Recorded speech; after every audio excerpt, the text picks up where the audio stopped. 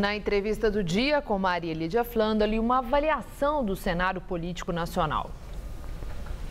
E quem faz essa análise é o cientista político Marco Antônio Teixeira, professor dos cursos de graduação, mestrado e doutorado do Departamento de Gestão Pública da Fundação Getúlio Vargas de São Paulo.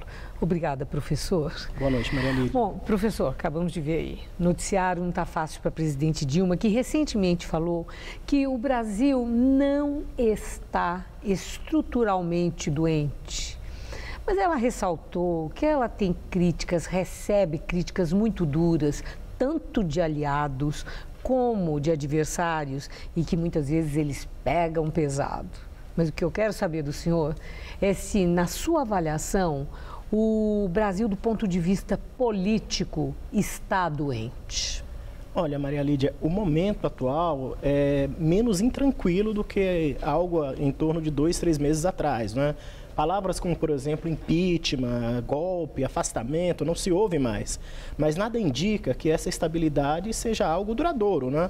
E ao que parece, Maria Lídia, teremos turbulências daqui para frente, né? Ou seja, hoje teria discussão do ajuste fiscal e o episódio da Venezuela tirou esse ajuste fiscal da agenda, né?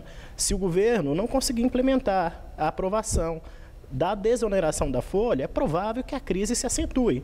E tem outro problema, Maria Lídia, se nós estamos percebendo que politicamente o país pelo menos está um pouco pacificado, não diria que está pacificado, nós temos aí batendo as portas que pode trazer a crise política de volta, aumento do desemprego, diminuição da renda, o que gera uma insatisfação generalizada. Portanto, as notícias para a presidente da República não são boas, não é? E obviamente que tentar agilizar o processo de ajuste fiscal para que as respostas em torno de reaquecimento da economia seja a mais rápida possível é o que se deve fazer nesse momento. Quando a política econômica se agudiza em termos de problema, a tendência é que essa turbulência atinja diretamente a esfera política. E aí é difícil segurar. Bom, nessa sua avaliação no começo, o senhor falou, né, daquela pressão de falarem de impeachment e etc. Entretanto, ontem, o Tribunal de Contas da União cobrou da presidente Dilma explicação, baseado na lei de responsabilidade fiscal, daquilo que eles chamaram de sérias irregularidades. Eles enumeraram mais de 10 delas. Pedaladas fiscais. Dentre elas, as pedaladas fiscais. Pela primeira vez na história da República, um presidente da República vai ter que se justificar. Isso aquece a tese do impeachment, pode trazer à pauta de novo aquele ânimo, porque se ela correr o risco de rejeição das contas, ela fica extremamente vulnerável, né? Sem dúvida, Maria Lídia, quando a oposição abandonou a tese do impeachment, abandonou esperando exatamente a apreciação do Tribunal de Contas da União sobre essas questões relativas à execução fiscal do governo, à execução orçamentária do governo.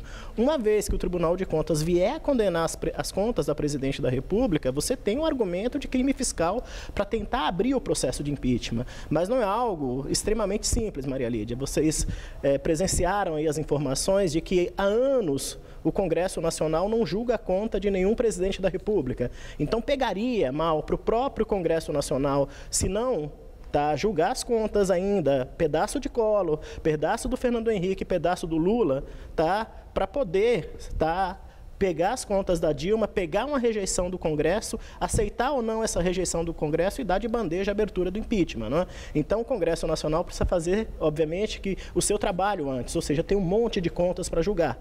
Agora, obviamente, que nenhum presidente da República do Brasil até hoje teve suas contas condenadas, né? Ou pelo menos com sugestão de condenação pelo Tribunal de Contas da União. E irregularidades reconhecidas, né? Identificadas. Sem dúvida alguma. E isso porque há pouco o senhor falou da questão da economia, da importância do ajuste fiscal. Tudo se soma.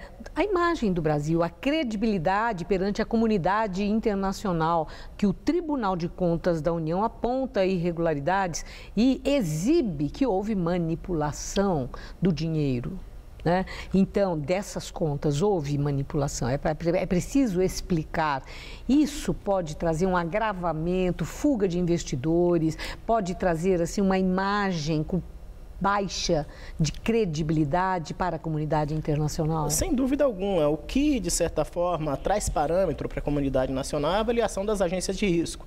Se as agências de risco diminuírem a nota do país, e obviamente que isso é em função dos indicadores econômicos, mas obviamente que isso pressiona, obviamente que a questão da confiança no governo, sem dúvida nenhuma, Maria Lídia, isso se soma para uma crise interna imprevisível. Não é? É bom nós lembrarmos o seguinte, o Tribunal de Contas da União, o que ele está fazendo agora é apreciar a execução orçamentária da Presidente da República. Após essa apreciação, emite um parecer para o Congresso Nacional. Vai caber ao Congresso Nacional aceitar ou não o parecer do Tribunal de Contas. Congresso Nacional, partidos políticos. Vamos falar dos partidos agora. Nós estamos vendo, assim, que os partidos políticos têm um comportamento muito curioso lá no Congresso Nacional. Muitas vezes é difícil até identificá-los naquele perfil e nas teses que sempre defenderam. Os principais, eu estou me referindo, Sim. PMDB, PT, PSDB, esses grandes, os maiores partidos, têm tomado atitudes que seria impensável, né? Até contrariando teses que defenderam e aprovaram no passado. Isso valendo para todos. Claro. E a minha indagação os partidos, eles estão ficando muito mais fisiológicos e partidos com interesses pontuais em busca de resultados do momento, do que propriamente preservando o debate interno e a coerência partidária em torno dos princípios que justificaram a formação do partido? Olha, Maria Lídia, se nós olharmos para o quadro partidário brasileiro, obviamente que priorizando os principais partidos e a tomada de posição dos seus parlamentares no Congresso Nacional, nós não vamos entender absolutamente nada, não é? Peguemos, por exemplo, a questão da redução da maioridade penal. Tá? Para um partido que tem o nome de social-democrata, como o PSDB, se somar a defesa da redução da maioridade penal é algo indefensável, não é? Como o próprio presidente Fernando Henrique Cardoso demonstrou contrariedade quando o PSDB ajudou a derrubar o fator previdenciário. Do mesmo modo, o PT se vê agora numa arapuca danada, né? Contra a própria Dilma Rousseff. Contra a própria presidente que o PT elegeu. Exato, né? Com relação ao ajuste fiscal e com relação à questão da discussão da Previdência. Não é? E, obviamente, que nesse meio todo, o PMDB samba de acordo com o projeto de poder do partido. O que eu vejo é que os partidos políticos no Brasil hoje se movem pelo projeto de poder. E poucos se importam com questões de projeto de maior fôlego ou de mais longo prazo. A população tem percepção disso? Para encerrar. Pouca percepção, Maria Lídia. Por nossa própria forma de fazer política, a população olha muito mais para as lideranças, para as personalidades, do que para os próprios partidos.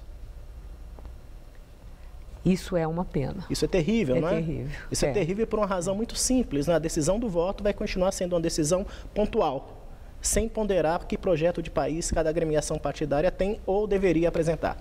Professor, muito obrigada. Uma boa noite para os seus, e eu agradeço muito seus esclarecimentos. É um prazer estar aqui, Obrigada. Maria Lídia. Obrigado. Gabriel.